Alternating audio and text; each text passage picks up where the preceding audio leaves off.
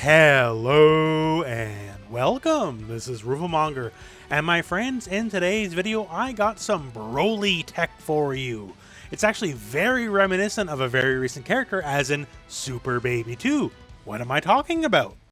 So if you saw the recent Super Baby 2 tips and tricks guide on the channel, you may recall this technique in that I can basically do my combo as normal, and I'm going to do my level 3 as normal, and then all of a sudden I'm going to wind up in the corner. Like versus the usual, the enemy is cornered, all that kind of stuff. So now, hey, I'm here, and I can still attack you as normal after my level 3, sure, but I can be all tricky and like go for a cross-up and some other gimmicks and all that, right? And turns out that's been very inspirational, as it turns out, hey, Broly can do the same thing. Now, I want to give a very big shout out here to one Lord Capgon2525 TOD for discovering this.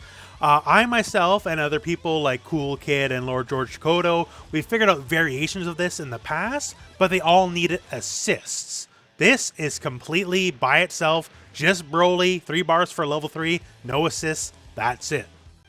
So what do we need and how do we do it? Well, we need 4 bars, 3 bars for the level 3, 1 bar for a vanish, and combo-wise, you can just do the same old you've always been doing. Any variation of the stock corner Broly combo will work just fine.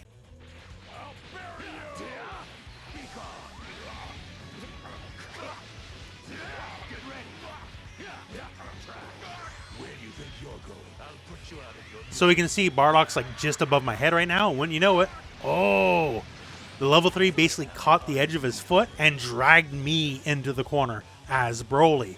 And now, just like Super Baby 2, well, all the same things are applicable. But let's talk a note about it. The positioning after your vanish is what's most key here. Now, once again here, the combo stuff doesn't really matter as long as you get to the base route here. And you want to vanish right away. And then effectively, when they're just directly on top of your head, then you do your level 3 and it'll just suck you in. So if they're a little bit before that point or a little bit after that point, not going to work. If you're lucky and you miss, then you'll still get the level 3, but if they're behind you, then you might just whiff the level 3 entirely, right? So they do have to be a very specific spot, so you effectively have to fall a bit after the vanish. The other big thing here, it is unfortunately character specific. So it works just fine on like medium-sized characters and up, so like, you know, Bardock, Goku, or Gokus, I guess, all that. It works fine on large characters too. See right here, Cell's a big boy, and it'll catch his toes just the same, and then we're sucked in. Fantastic. But on the smaller characters, not so much. So great positioning, sure. However, the rats being the rats, they live a life of privilege. Smaller hurtbox means they just don't get caught up in the setup. So can't do it on the small characters, sadly, but medium and up is fine. So now that we know how to get this, what exactly do we do with it? And hey, well, let's show you a couple setups here.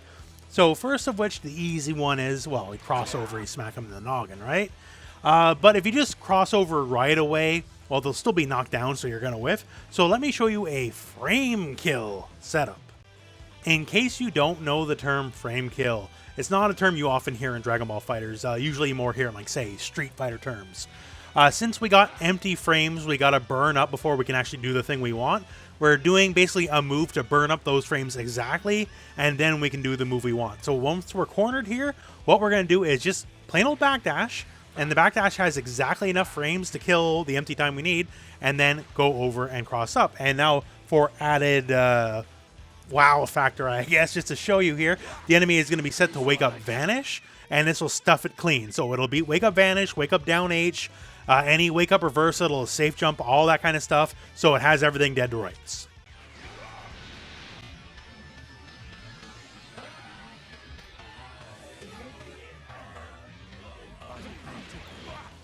And hey, there you go, right? Now, once again, you don't have to do this. You can just like basically, you know, wait the split second, then do it manually.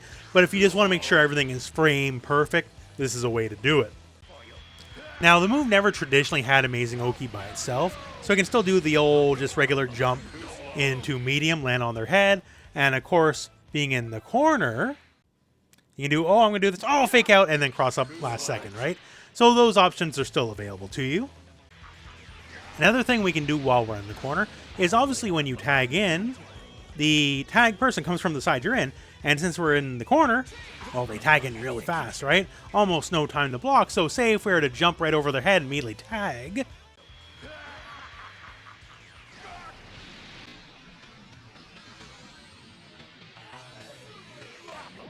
oh, then hey, there you go, right? So it looked like I was about to go over your head, and instead I just tagged out and bopped you, and then we can get like whatever super dash combo. So there's a lot of things we can do. So in the end, there's some caveats. Obviously, it doesn't work on all the characters, sadly. And there is an element of manual timing versus a lot of the auto time stuff in this game, which can be frustrating. You'll definitely have to practice this, but it gives an extra edge to the usual Broly level 3, because Broly's level 3, while it's good in damage and all that kind of stuff, the Oki off it was never the most amazing, especially compared to a lot of other characters in the game. So this definitely makes it a lot more sassy. With that said, hey, give it a try, give it a spin, let me know how you like it. Other than that, my friends, that's the end of this video. So hey, thank you very much for watching. Hope this video has found you well. Go out and play some Dragon Ball.